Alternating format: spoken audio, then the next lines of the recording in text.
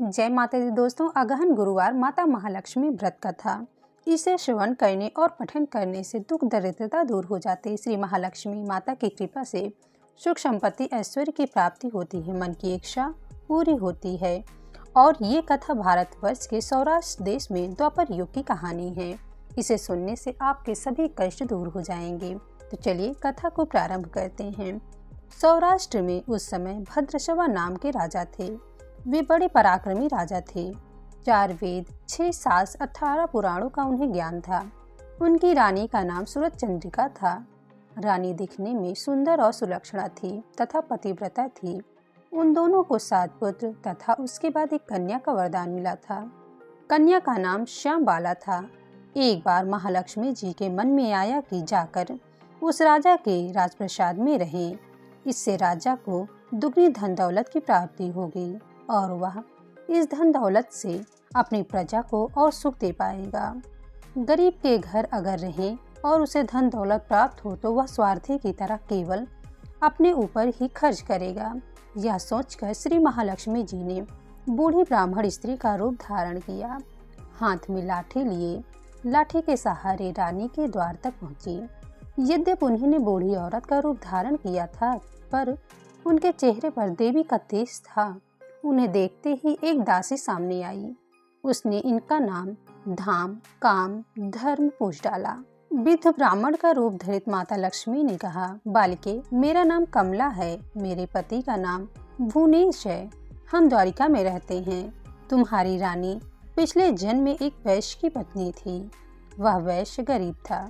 दरिद्र के कारण हर रोज घर में झगड़े होते थे तथा उसका पति रोज उसे मारता था। इन बातों से तंग आकर वह घर छोड़कर चली गई तथा वन जंगल में खाली पेट भटकने लगी।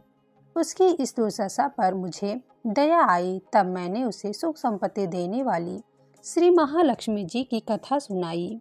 मेरे कहने पर उसने श्री महालक्ष्मी का व्रत किया। श्री महालक्ष्मी प्रसन्न हुई। उसकी गरीबी दूर हुई।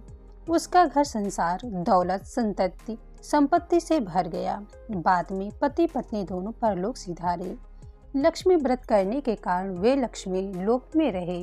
उन्होंने जितने साल महालक्ष्मी का व्रत किया उतने हजारों साल उन्हें सुभोग मिला। इस जन्म में उसका जन्म राजघराने में हुआ है, परंतु वह श्री महालक्ष्मी का व्रत करना भूल गई है। उसे यह याद दिलाने मैं यहाँ आई हूँ।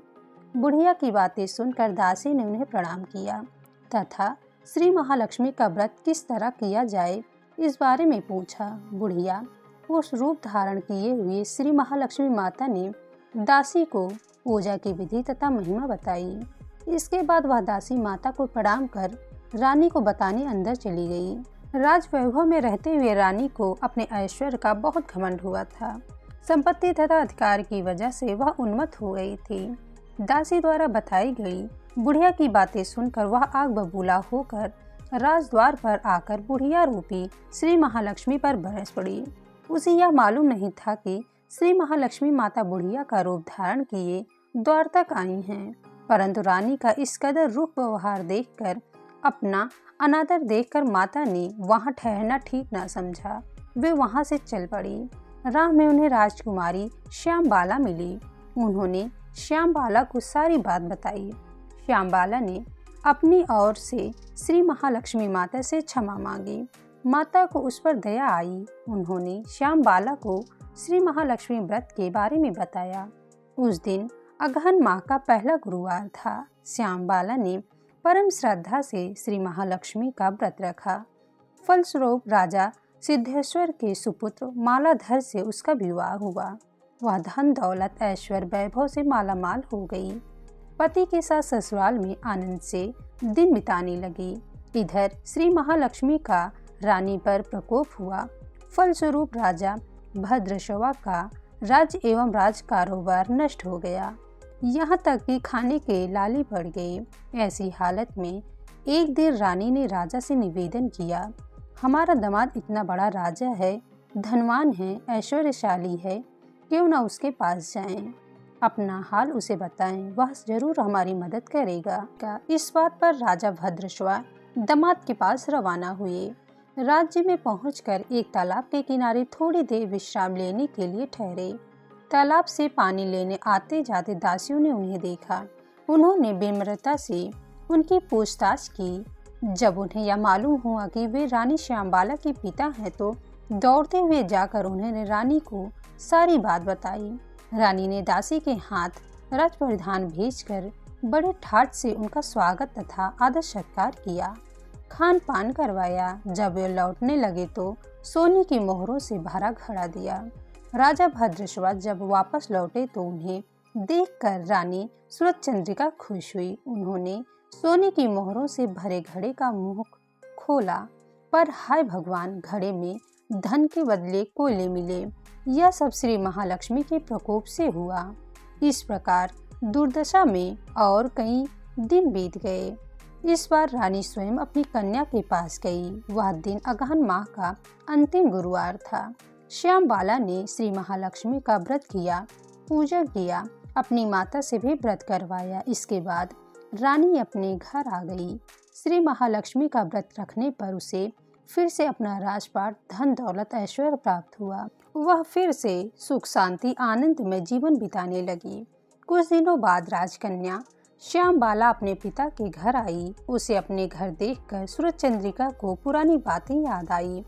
यही कि श्यामबाला ने अपने पिता को घड़ा भर कोयला दिया था और उसे तो कुछ भी नहीं दिया था। इसी कारण श्यामबाला को पिता के घर आने पर उसका कोई आदर अतिथि नहीं हुआ, बल्कि अनादर हुआ। पर उसने इस बात का बुरा नहीं माना। अपने घर लौटते समय उसने पिता के घर से थोड़ा नमक ले लिया। अपने घर लौटने पर उसके पति ने पूछा, अपने मायके से क्या ले आई हो? इस पर उसने जवाब दिया, वहाँ का सार लाई हूँ। पति ने पूछा, इसका मतलब क्या हुआ? श्यामबाला ने कहा, थोड़ा धीरज रखें, सब मालूम हो जाएगा। उस दिन श्यामबाला ने सारा भोजन नमक डाले बिना बनाया और परोसा। पति ने खाना चखा, सारा खाना नमक बिना था, इसलिए स्वाद ना आया। फिर श्यामबाला ने थाली में नमक डाला, इससे सारा भोजन स्वादिष्ट लगने लगा। तब श्यामबाला ने पति से कहा, यही है वह मायके से लाया हुआ सार।